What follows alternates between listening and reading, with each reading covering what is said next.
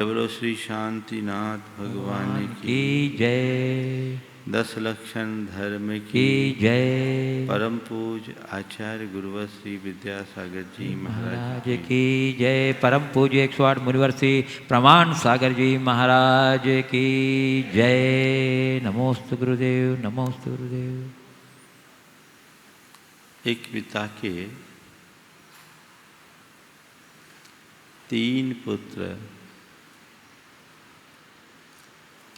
आपस में संपत्ति को लेकर बहस कर रहे थे। एक ने कहा ये मेरा है, दूसरे ने कहा ये तेरा है,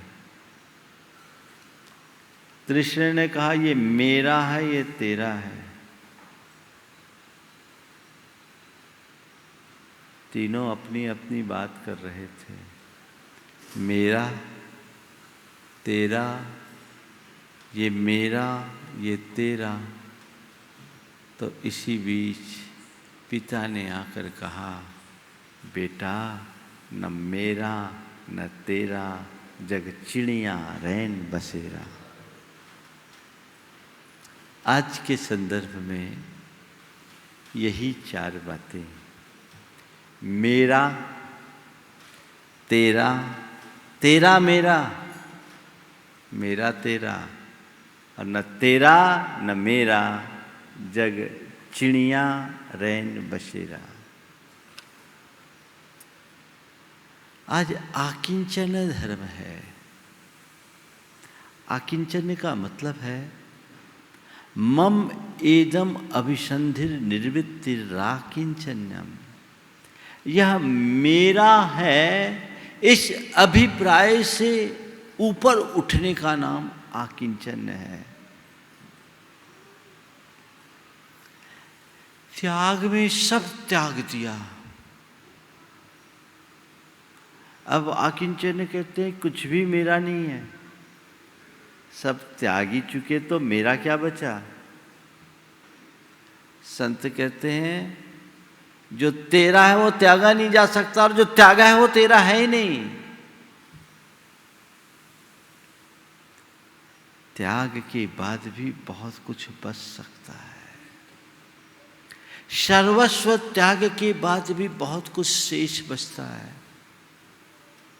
क्या शेष बचता है? और कुछ शेष बचे या न बचे, मैंने ये त्यागा, ये तो शेष रह सकता है ना। मैंने घर छोड़ा, परिवार छोड़ा, राज छोड़ा, संपदा छोड़ी, वैभव छोड़ा, धन छोड़ा। अरे बाबा, तेरा था क्या जो तूने छोड़ा?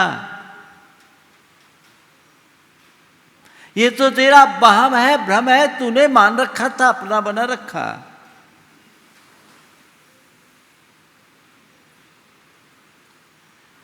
त्याग के बाद, त्याग के ममत्व के त्याग का नाम आकिंचन है।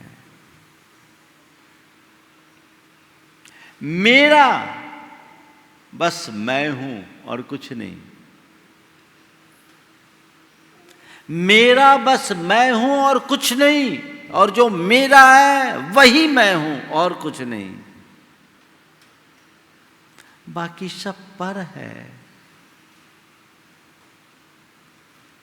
सच्चे अध्यात्म का यही स्वरूप है। लेकिन दुनिया के लोग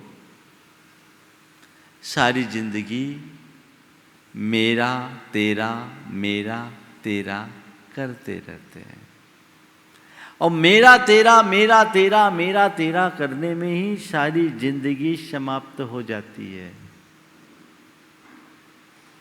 जानो मेरा क्या है। क्या है मेरा? ये शरीर मेरा अभी तो है ना, दूसरे का थोड़ी है, मेरा है।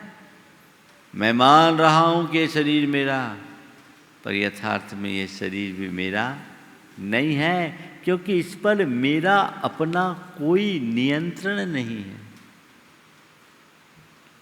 ये कभी भी नष्ट हो सकता है। इसकी अंतिम परिणति तो चिता की राख है, कब खाक में मिल जाए कोई पता नहीं। फिर मैं इस शरीर को मेरा कैसे कहूं जिस पर मेरा एक श्वास का भी नियंत्रण नहीं? वो मेरा कैसे होगा? ये धन संपत्ति मैंने जो जोड़ रखी है वो मेरी, ठीक, तुम्हारी है। तो पैदा हुए थे तो क्या लेकर आए थे? और मरोगे तो क्या लेकर जाओगे? कहां से आ गया तुम्हारा? महाराज मैंने परिश्रम से जोड़ी है, जोड़ी है, ठीक, इनका जुड़ाव है। कितने देर का, कब तक का? तुमने जोड़ी है, मेहनत से जोड़ी है, परिश्रम किया है, खून पसीना एक किया है, जोड़ा है, वाह बहुत अच्छी बात। तो इसे जोड़ के ही रखना, छोड़ना मत।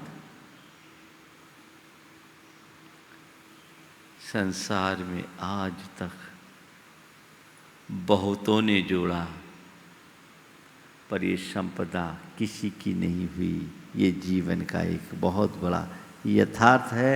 सब छोड़ करके गए हैं। फिर ये तेरा कैसे?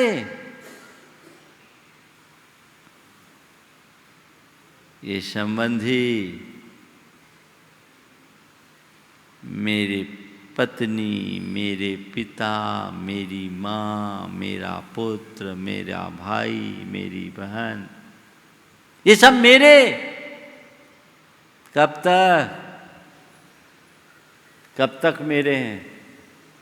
हाँ? बोलो।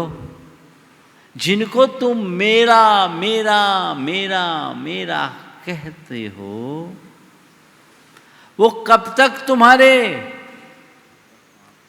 जब तक संयोग है तब तक, और स्वार्थ है तब तक। संयोग है तो उनका भौतिक सद्भाव जुड़ा रहेगा, और स्वार्थ है तब तक आत्मिक संबंध बना रहेगा। संयोग बिगड़ जाए, तुम्हारा कोई कितना भी प्रिय हो, कितना भी आत्मीय हो, साथ रहेगा? अच्छों का साथ छूट जाता है, और छूटने के बाद चार आंसू बहाकर लोग रह जाते हैं। यही होता है ना। फिर मेरा कहां? जब तक संयोग है तब तक, और जब तक स्वार्थ पल रहा है तब तक मेरा मेरा मेरा 24 घंटे मेरा मेरा मेरा। अरे भैया, जान तो क्या है तेरा? मैंने अपने इर्द गिर्द जो सामग्री जोड़ रखी है वह सब मेरी, कुछ भी नहीं। एक कफन भी नहीं, एक धागा भी तुम्हारे साथ जाने वाला नहीं है। फिर तुम्हारा क्या है?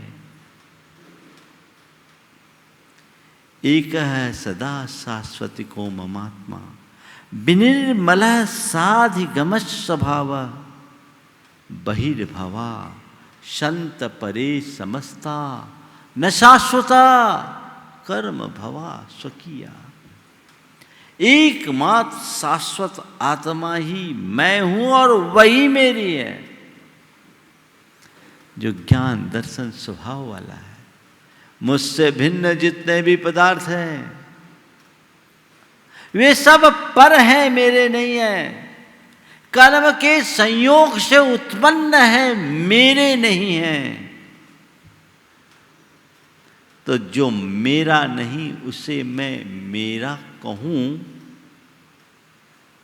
तो कितनी अच्छी बात होगी, अच्छी बात मानी जाएगी क्या? किसी व्यक्ति को कोई अपना बटुआ पकड़ा दे थोड़ी देर के लिए कि मैं पूजा करने जा रहा हूँ, ये बटुआ पकड़ो, इसमें ₹1,00,000 है, तुम संभाल कर रखना, मैं आता हूँ। और वो आदमी ₹1,00,000 का बटुआ पकड़कर अपने आप को लखपति मानकर नाचना शुरू कर दे, तो उसे हम क्या कहेंगे? क्या कहेंगे? ₹1,00,000 का बटुआ लिए है और नाच रहा है, उसको हम क्या कहेंगे? ए, मैं लखपति हो गया। कितनी देर का लखपति है वो? कितनी देर का? जब तक सामने वाला आकर के अपनी चीज वापस नहीं ले रहा है तब तक का ना। उसके बाद तो स्थिति जहां की तहां। संत कहते तुम भी जिस धन वैभव को लेकर नाच रहे हो, इतना नाज कर रहे हो, वो तुम्हारा नहीं है, कर्म की धरोहर है। थोड़ी देर के लिए तुम्हें उसने सौंपा है, संभालो। वो जब चाहे वापस ले सकता है। किसी कमजोर की संपत्ति को लेकर के तो फिर भी कोई हड़प जाए, लेकिन बलवान आदमी की धरोहर को कोई नहीं हड़प सकता, है ना। संत कहते हैं इस धरती के बलवान को फिर भी तुम धोखा दे दो, लेकिन कर्म को तुम कभी धोखा नहीं दे सकते। कर्म महाबलवान है और बुद्धिमान भी। उसने अपना सारा सिस्टम ऑनलाइन कर रखा है, डेबिट क्रेडिट चलता रहता है हर पल। एक क्षण का भी विलंब नहीं होता।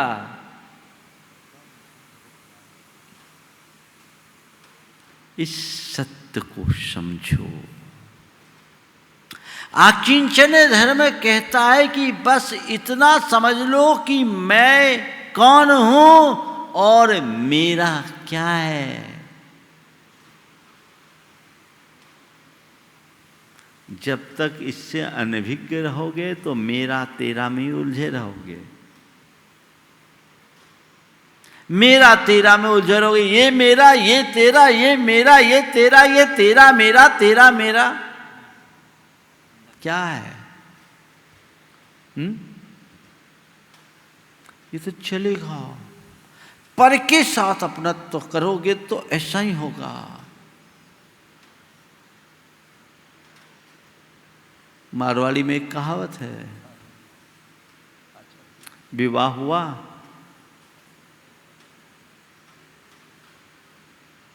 तो पत्नी कहती है थे मारा। पत्नी पति से कहती थे मारा, और पति कहता है तू मारी। थे मारा तू मारी, थे मारा तू मारी, और बाद में थे और तू हट गया, मारा मारी बच गई। ये मारा मारी है। जब तक पर में अपनत्व है तब तक अंतर में द्वंद्व है, और जिसका निज से एकत्व है उसके घट में आनंद है।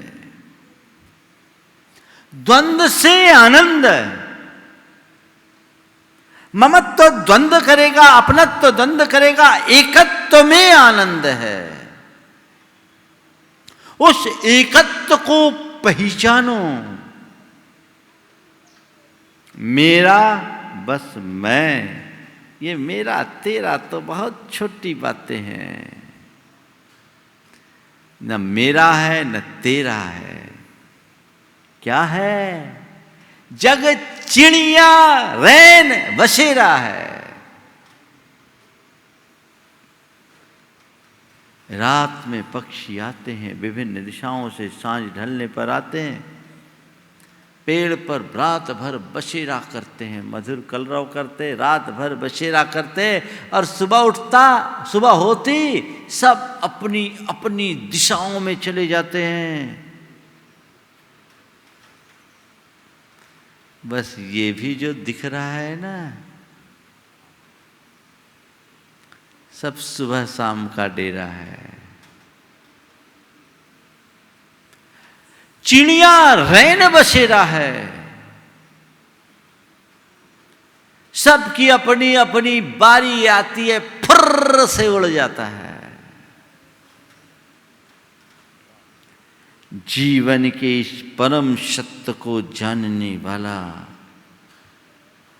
सबके मध्य रह करके भी स्वयं में रमता है। तो आज की तारीख में जब आकिंचन्य की बात है, उत्तम आकिंचन्य तो महायोगियों के जीवन में आता है, महायोगियों के जीवन में आता है।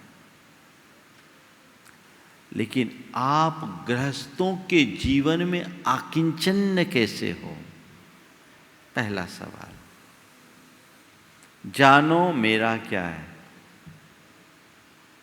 पहला सवाल, मेरा क्या है? बोलो क्या है? कुछ नहीं, कुछ नहीं। तो फिर जो है पकड़े क्यों हो? अरे महाराज फंसाओ मत। हाँ, एक बात अपने हृदय में अच्छे से बिठा दो, यथार्थतः मेरा कुछ नहीं है, जो कुछ है वो मेरे पास है, मेरा नहीं। ये सब कर्म की धरोहर है, संयोग है, उनका मैं उपयोग करूं, भूमि का अनुरूप उपभोग करूं, पर स्वामित्व के भाव से मुक्त रहूं। ये सोच जिस मनुष्य के हृदय में होगी, वो छोटी छोटी बातों में किसी से नहीं उलझता। देखिए, एक तत्वज्ञ गृहस्थ के जीवन में आकिंचन्य कैसे आता है। दो भाई बड़े प्रेम से आगे बढ़े, पिताजी की अल्प वय में मृत्यु हो गई। बड़े भाई ने छोटे भाई को पढ़ाया। दोनों भाइयों के मध्य 11 वर्ष का अंतर। बड़ा छोटा भाई हमेशा बड़े भाई को पिता जैसा माना। व्यापार में बहुत प्रगति हुई, लेकिन कुछ लोगों का प्रेम नहीं सुहाता। छोटे भाई को कान भरना शुरू कर दिया। छोटे भाई की 2 बेटियां थीं, बड़े भाई को 2 बेटे थे। अब लोगों ने बड़े भाई के विरुद्ध छोटे भाई के मन में जहर भरना शुरू कर दिया, और वो जहर काम कर गया। छोटे भाई ने एक दिन बड़े भाई से कह दिया, अब हम साथ नहीं रहेंगे। बड़े भाई ने कहा, ठीक, तेरी मर्जी, तुम्हें साथ नहीं रहना मत रहना, पर ये तो बता वजह क्या है। बोले, नहीं, सब गड़बड़ हो गया, अब हम अलग होना चाहते हैं। ये अलग हो जा, मुझे क्या दोगे? जो तुझे लेना है, जो तुझे लेना है, मुझे क्या लेना है? मेरा जो हिस्सा आप दो। बड़े भाई ने कहा, एक काम कर ले, मैंने आज तक तुझे अपने से अलग नहीं समझा। तू अपना हिस्सा मांग रहा है तो मुझे ऐसा लग रहा है कि मेरे इस शरीर का ही हिस्सा हो रहा है। कोई बात नहीं भाई, तेरे को जिसमें प्रसन्नता है वो काम कर। एक काम कर, अपने हिसाब से पूरा लेखा जोखा कर ले, और जो तुझे चाहिए सब ले ले। एक कागज बना ले, मैं उस पर साइन कर देता हूँ, मुझे कुछ नहीं चाहिए। उसने वैसा किया। बेटे ने पिता से कहा, पिताजी ऐसा कर दोगे तो हम लोगों का क्या होगा? तो पिता ने जो बात कही और जिसके पीछे मैं ये पूरा प्रसंग सुना रहा हूं, पिता ने कहा, अरे बेटा, जब अपना शरीर ही अपना नहीं है तो इस जड़ धन से क्या मोह करना? अगर संयोग होगा तो हम सब खो कर पालेंगे, और संयोग नहीं होगा तो पाया हुआ भी खिसक जाता है। बेटा, इनका विकल्प मत कर, तत्व की दृष्टि रख। किंचन ऐसी सोच रखने से ममत्व घटता है। आपके लिए मैं ऐसा नहीं कह रहा हूं कि बस ज्ञाता दृष्टा बन के रह जाओ। तुम्हारे पास जो है उसे संभालो, पर कैसे? कस्टोडियन बन के, ऑनर बनकर नहीं, मालिक बनकर नहीं, उस पर अपना स्वामित्व मत रखो, संरक्षक बनो।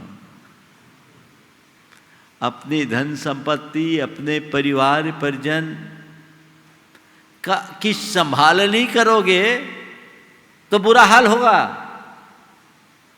ये करो। चक्रवर्ती जैसे लोग जो क्षयिक सम्यक दृष्टि होते हैं, वे भी अपनी राज संपदा का संभाल करते हैं कि नहीं? अरे हो रहा होने दो, कोई पर चक्र आक्रमण कर रहा है, कर लेने दो, कोई राजा उच्छृंखल हो रहा, हो जाने दो। अपन तो ज्ञाता दृष्टा बनो हूँ, स्वतंत्र निश्चल निष्काम ज्ञाता दृष्टा तम राम। ये केवल ध्यान की ही बात है, प्रवृत्ति की नहीं। जो है उसका संरक्षण करो, क्योंकि इसके बिना तुम्हारी गृहस्थी नहीं चल सकती। पर स्वामित्व मत रखो। एक परमाणु भी मेरा नहीं है। मेरे पास है, जब तक मैं इसको संभाल रहा हूं, इसका उपयोग कर रहा हूं, उपभोग कर रहा हूं। कोशिश करो उपभोग कम हो, उपयोग अधिक हो। बस इतनी सी समझ मन में विकसित कर लो, जीवन धन्य हो जाएगा। ऐसी सोच रखने वाले के हृदय में न तो अभिमान उमड़ता है और न ही आसक्ति। वो पाने और खोने में समभाव रखता है। पाने का गुमान नहीं, खोने का गम नहीं। ठीक है, आ गया तो भी ठीक, और चला गया तो भी ठीक। बस मेरी इतनी ही कुशलता है कि मैं अपने तई जानबूझकर ऐसा कोई कर्म न करूं, पर उसके बाद भी ऐसा हो तो विधाता की मर्जी। मेरा क्या, कर्म ही तो सबका विधाता है।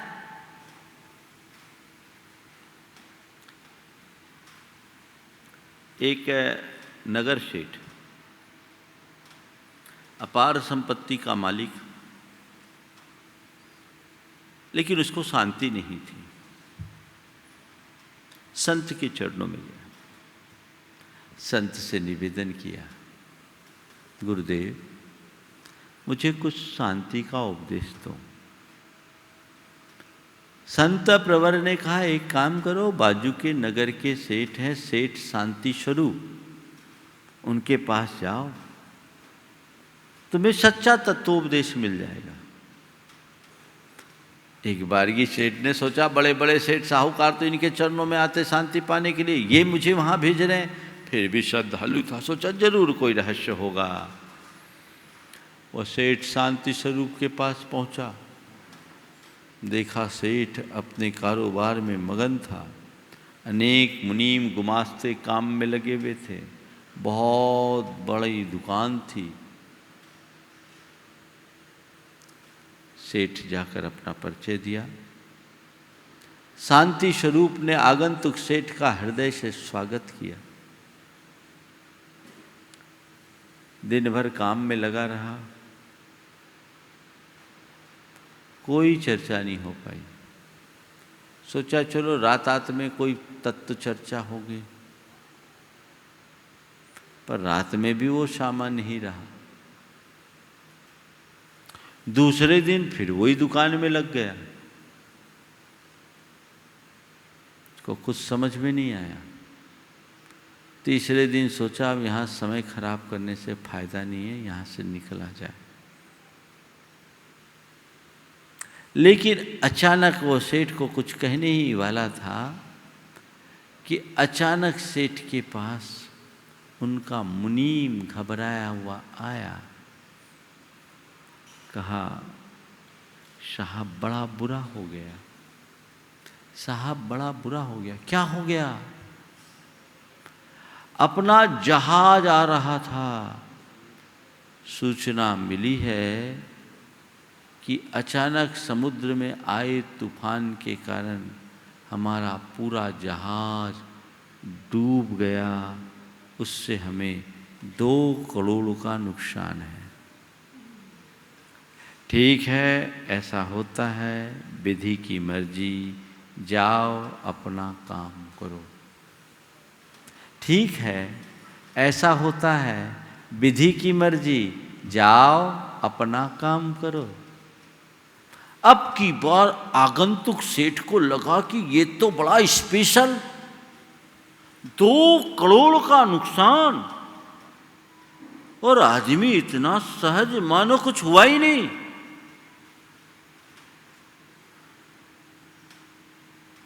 कहा अब रुकना चाहिए।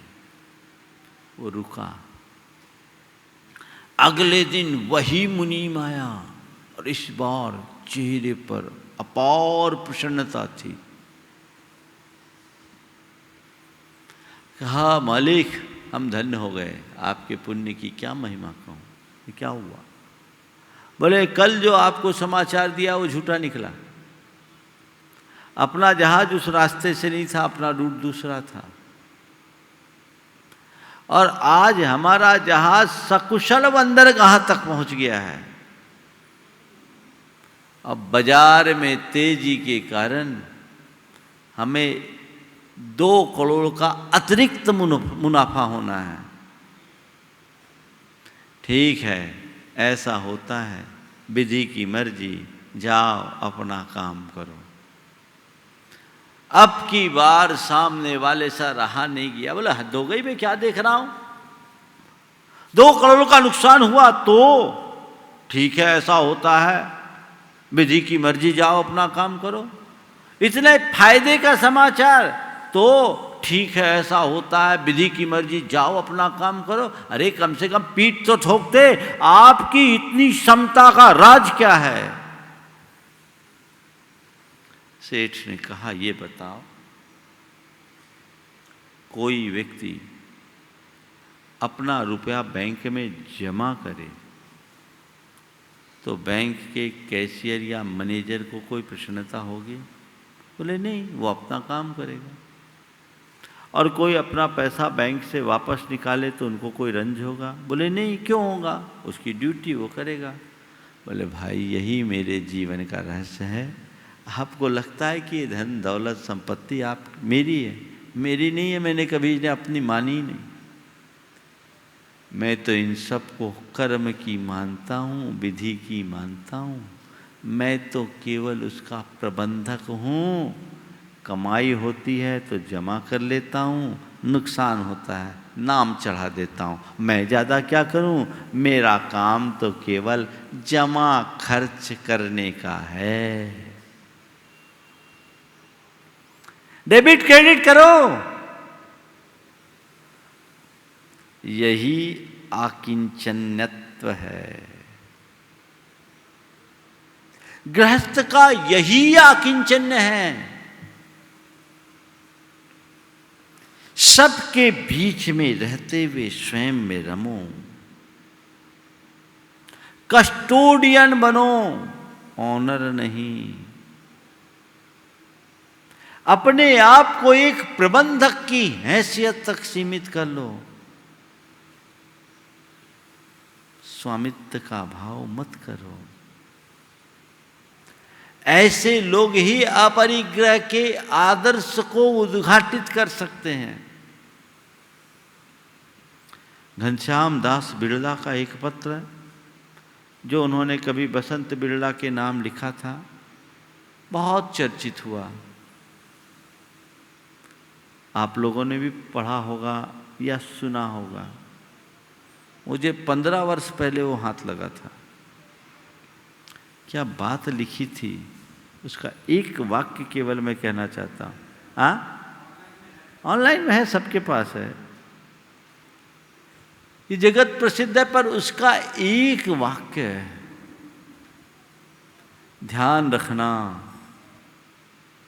हमारे पास जो धन है हम उसके केवल ट्रस्टी हैं। ये सोच, हमारे पास जो धन है वो जनता की धरोहर है, हम तो केवल उसके ट्रस्टी हैं।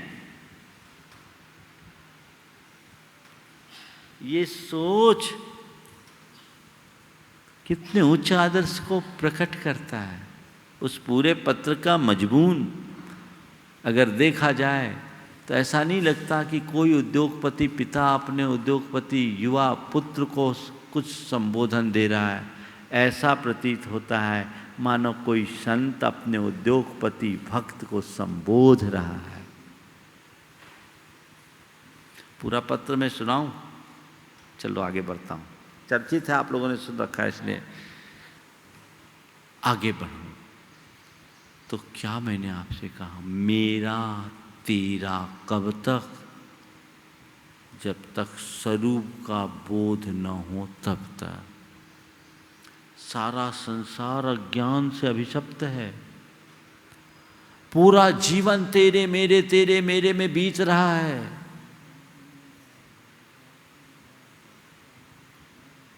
बस यही हो गया, मेरा मेरा रटते रटते बीते रे उमरिया। सारी उम्र बीत रही है। तो पहली बात, तेरा मेरा मेरा, तेरा मेरा मेरा, तेरा तेरा न तेरा मेरा, इनसे बचना है तो एक बात जानो, स्वरूप को जानो, मालिक नहीं प्रबंधक बनो। दूसरी बात, संसार की सब वस्तुओं को क्षणिक मानो। आज है, कल रहे न रहे कोई पता है? क्या है? कुछ भी नहीं। आपके यहाँ के सवाई सिंह जय कुमार जी ने एक घटना सुनाई थी मुझे। मेरठ में उनके कोई व्यापारी मित्र थे, वो उनके यहाँ गए। घर के दरवाजे पर लिखा था, आगाह अपनी मौत से कोई वसर नहीं, सामान 100 बरस का है, पल की खबर नहीं। उन्होंने कहा, महाराज दरवाजे पर ये वाक्य पढ़ करके मुझे बड़ा आश्चर्य हुआ। वहाँ तो अच्छे मंगल वाक्य लिखे जाते हैं, शुभ लाभ कहा जाता है, मंगलवर्धक बातें कही जाती, लेकिन ये वैराग्यप्रद बात पढ़ करके मुझे बड़ा आश्चर्य हुआ। मैंने पूछा, ये यहाँ क्यों लिखा आपने? तो उन्होंने जो जवाब दिया बहुत ध्यान देने लायक है। उन्होंने कहा, क्या बताऊं, ये जीवन का यथार्थ। बोले क्या? बोले मेरे पिता ने बड़ी जतन से इस हवेली को बनाया था। उस जमाने में 30 लाख रुपया लगाकर, लगभग आज से 50 बरस पुरानी घटना है। उस जमाने में 30 लाख रुपया लगा करके बनाया, इटालियन मार्बल लगाया, पिता छत्ता लेके खड़े होकर के बनाते थे और बड़ी उमंग से उस मकान में गृह प्रवेश करने को हुए। एक पैर अंदर दूसरा पैर बाहर, वहीं मेरे पिता का हार्ट फेल हुआ, वहीं धराशायी हो गए, वो अंदर नहीं जा सके। सब लोगों ने कहा कि इस घर में मत जाओ, ये घर तुम्हारे लिए अशुभ है। बड़ा दिलदार था। सब ने कहा ये इस घर में मत जाओ, ये घर तुम्हारे लिए अशुभ है। उसने कहा नहीं, मैं इसी घर में रहूंगा, ये घर मेरे लिए शुभ है, क्योंकि इसने मुझे जीवन की वास्तविकता का बोध करा दिया। इसलिए मैंने लिख छोड़ा है, आगाह अपनी मौत से कोई बशर नहीं, सामान 100 वर्ष का पल की खबर नहीं। समझो, नश्वर मानो, कब किसके जीवन का अंत हो जाए कौन जानता है।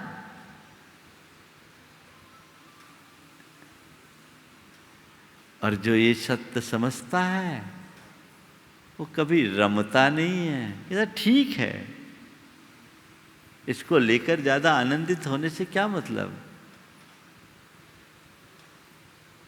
आप 5 स्टार होटल में भी ठहरते हो, एंजॉय भी करते हो, लेकिन ऐसा मन होता है कि होटल ही में रह आऊं। क्या होता है, घर चलना है। क्यों? ये पर है, किराए का घर है, यहां नहीं रहना, मुझे आगे जाना है ना। मन नहीं रमता, रुकते भले हैं, लेकिन मन तो घर की ओर होता है। जिस दिन तुम इन सब चीजों को किराए का घर समझ लोगे, उसी दिन तुम्हारा मन रमना बंद होगा, निज घर की ओर आने का होगा। विजय भाई बहुत अच्छा गीत गाते हैं, जिंदगी ये किराए का घर है, इसे एक दिन बदलना पड़ेगा, मौत तुझको जब आवाज देगी, तुम्हें घर से निकलना पड़ेगा। पूरा गीत सुना दो।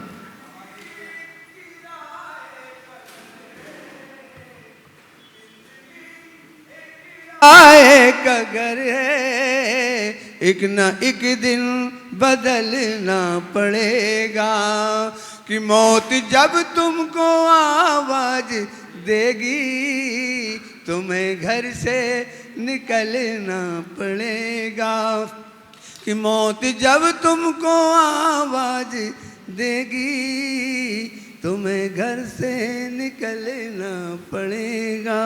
बस, कितना गहरा संदेश है। न जाने कितने घर से निकले हैं और कितनों को घर से तुमने निकाला है। कल तुम्हारी भी बारी आ सकती है, वो कभी भी आ सकती है। जब जागो तभी सवेरा, जब जागोगे तभी सवेरा होगा। समझो, चेतो, संसार में जितने भी संबंध हैं, मैंने कहा संयोग से है और स्वार्थवश है। रमो मत, रूखा व्यवहार भी मत करो, सरस रहो पर सजग रहो। व्यवहार सरस हो, आत्मा अंदर से सजग हो। सब अपना रोना रोते हैं। एक की धर्म पत्नी मर गई, वो फूट फूट के रोने लगा। धर्म पत्नी मरी, वो खूब जोर जोर से रोने लगा। अड़ोस पड़ोस की सारी महिलाएं आ गई, पूछा 2 साल पहले तेरी दादी मरी तब तू ऐसा नहीं रोया, साल भर पहले तेरी माँ मरी तब तू ऐसा नहीं रोया, आखिर पत्नी से कितना प्यार जो तू रोए जा रहा है, तेरा हाल बेहाल है। उसने कहा प्यार व्यार छोड़ो, जब दादी मरी पूरे मोहल्ले की दादियां आ गई कि बेटा दादी चले गई तो क्या हुआ, हम तो हैं। माँ मरी, अड़ोस पड़ोस की सारी माताएं आ गई, बोले बेटा माँ मर गई तो क्या हुआ, हम तो हैं। पत्नी मरी 3 घंटे हो गए, एक भी नहीं आई, है ना। सब अपने लिए रोते हैं। कोई मर जा, अब तुम चले गए मेरा क्या होगा, यही बोलते हैं ना। सारी दुनिया अपने लिए रोती है ना। बस यही ममत्व छूटना चाहिए। इस सच्चाई को जानो, समझो, स्वीकार करो। सब मतलब की यारी है, उसी में तेरा मेरा, तेरा मेरा, तेरा मेरा।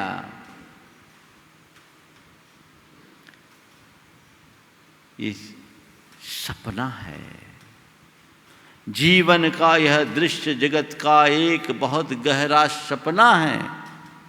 जब तक नींद भरी आंखों में तब तक दृश्य जगत अपना है। उतनी देर जाग कर जी लो जितनी अभी उम्र बाकी है। कोई नहीं किसी का साथी, सारी यात्रा एकाकी है। उस एकत्व को समझो, पहचानो और जीवन की दिशा तय करो। उसी के बदौलत आगे बढ़ा जा सकेगा, उसी के बदौलत जीवन का उत्कर्ष होगा, और कोई रास्ता नहीं है। जानो, ये तो नदी नाव संयोग है। कहने को लोग एक दूसरे पर जान छिड़कते हैं, पर यथार्थ में सबको अपनी ही जान प्यारी होती है। हाँ, अभी कोविड है, दिखा दिया वैराग। पिता मरा, हजारों करोड़ की संपत्ति छोड़ी, लेकिन बस कांच से दूर से देख रहे हैं। क्यों? हमें भी हो जाएगा। अरे तुम्हारा प्रिय था, कोई किसी का प्रिय नहीं है, कोई किसी का प्रिय नहीं है। सबको अपने प्राण प्यारे हैं।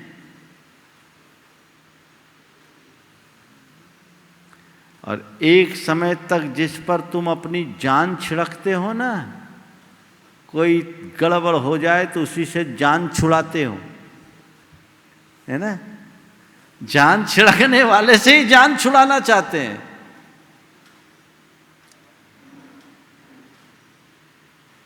एक बूढ़ा बीमार था, बता रहा हूं ना, जान छुड़ाने की बात वही कह रहा हूं। बूढ़ा बीमार था, कराह रहा था, बीच बीच में प्रार्थना किया, हे भगवान मुझे उठा ले, हे भगवान मुझे उठा ले, हे भगवान मुझे उठा ले। बाजू में उसकी सेठानी थी, वो भी खाट में पड़ी थी। जब पति कहने लगा हे भगवान मुझे उठा ले, हे भगवान मुझे उठा ले, तो उस सेठानी ने भी कहना शुरू किया, हे भगवान मुझे भी उठा ले, हे भगवान मुझे भी उठा ले। पति के कहने पर जब पत्नी कहने लगी हे भगवान मुझे उठा ले, हे भगवान मुझे भी उठा ले, तो पति ने कहा अगर यही पीछे आती है तो मुझे अभी नहीं जाना।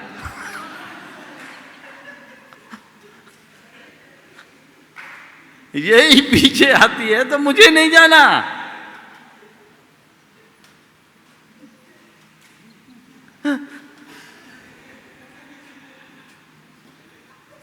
ये जीवन का यथार्थ है। काश लोग इसे पहचाने। भगवान महावीर के जीवन काल की एक घटना जो हमें जीवन के यथार्थ का बहुत मार्मिक बोध कराती है। राजा श्रेणिक भगवान महावीर के दर्शन के लिए जा रहे थे। साथ में उनकी रानी चेलना थी।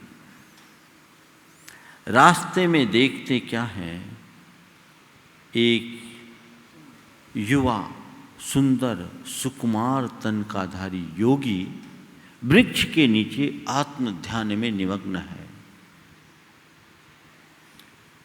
श्रेणिक ने अपना रथ रोका, उन मुनिराज की वंदना की, पर उनकी मुद्रा को देखकर वह अचंभित रह गया। इतना सुंदर सुकुमार तन और इस अल्प वय में इसने इस साधना के कठिन मार्ग को अपनाया, कुछ समझ नहीं आया। तब तक मुनिराज का ध्यान टूटा और मुनिराज ने सहज भाव से राजा रानी दोनों को आशीर्वाद दिया।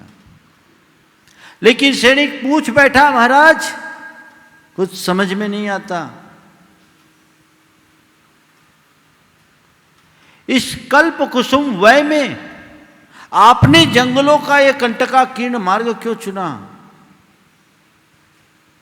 आपको तो सुकोमल सैया पर विलास करना चाहिए। अपनी इस यौवन को यूं ही क्यों लुंठित कर रहे हो? राजन, इसलिए कि मैं अनाथ था। राजन, इसलिए कि मैं अनाथ था। आश्चर्य, इतने कांतिवान और द्युतिमान युवा को कोई साथ नहीं मिला, कोई नाथ नहीं मिला। सम्राट श्रेणिक के राज्य में कोई अनाथ नहीं होगा। मैं तुम्हें सनाथ करूंगा। राजगृही का राजमहल तुम्हारी प्रतीक्षा में है। महारानी चेलना तुम्हें त्राण देगी। राजन, तुम्हारा साम्राज्य, तुम्हारी महारानी सभी तो अनाथ है। जो स्वयं अनाथ हो वो दूसरे को सनाथ कैसे कर सकेगी? राजा को अनाथ कहने का साहस आज तक नहीं कहा। आश्चर्य, मुझे अनाथ कहते हो? जिस राजगृही के राजमहल पर स्वर्ग का वैभव न्योछावर होता है उसे तुम अनाथ कहते हो? लड़का नादान प्रतीत होता है। मुनिराज ने कहा, राजन, काश अनाथत्व और सनाथत्व के परम अर्थ को तुम जान पाते, पर वह तो केवल अनुभवगम्य है। श्रेणिक ने कहा, महाराज अगर आपत्ति न हो तो आपका अनुभव जानना चाहता हूं। तो कहा, राजन, यदि जानना ही चाहते हो तो सुनो। आपने रत्न संचयपुर के राजा मेघरथ का नाम तो सुना ही होगा। मैं उनका ही पुत्र हूं। मेघनाथ मेरा नाम था। एक बार यौवन अवस्था में पांव रखते ही मेरे शरीर में तीव्र दाह ज्वर उठा। ज्वर की तीव्र दाह से मेरे रोम रोम अंगारे की तरह उमेठने लगे। मैं जब दर्द से कराहता मेरे मुख से चित्कार उठती। मेरे चित्कार को सुनकर मेरे परिजन अपने कानों में उंगलियां डाल देते। यही मेरा अनाथत्व था। बड़े बड़े वैद्य आए, औषधियां दी गई। चंद्रकांत मणि का शीतल जल भी मुझ पर छिड़का गया, पर वह भी मेरी दाह को नहीं हर सका। यही मेरा अनाथत्व था। मेरे पिता का विशाल साम्राज्य मेरे काम न आ सका। यही मेरा अनाथत्व था। मेरे पिता का अगाध प्यार भी मेरी पीड़ा को हर न सका। यही मेरा अनाथत्व था। मेरी मां की ममताली गोद भी मुझे त्राण न दे सकी। यही मेरा अनाथत्व था। मेरी प्राण प्रिया पत्नी, जो मुझे बड़ी दिल से प्यार करती थी, 24 घंटे वह मुझ में ही रमे रहती थी, लेकिन उसका प्यार भी मेरी पीड़ा को नहीं हर सका। यही मेरा अनाथत्व था। एक रोज मैं मेरी पत्नी मेरे सिर को अपने गोद में लेट कर बैठी थी और मेरी पीड़ा तीव्रता से बढ़ रही थी। उसी समय मेरी पत्नी की आंखों से आंसू का एक बूंद मेरे गाल पर गिरा और व्यर्थ होकर लुढ़क गया। पत्नी के आंखों से आंसू का एक बूंद मेरी गाल पर गिरा और व्यर्थ होकर लुढ़क गया कि तभी मैं अपने भीतर के भी भीतर में जागा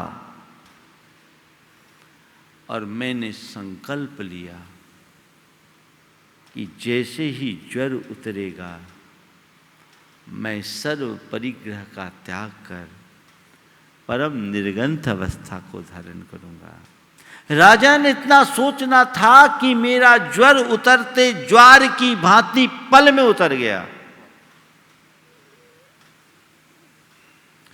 सुबह तक मैं पूर्ण स्वस्थ हो गया और अपने गृहीत संकल्प के अनुसार सुबह होते ही मैं भगवान महावीर के चरणों में आकर इस दिगंबरी अवस्था को धारण कर लिया और मैं पूर्ण शनात हो गया।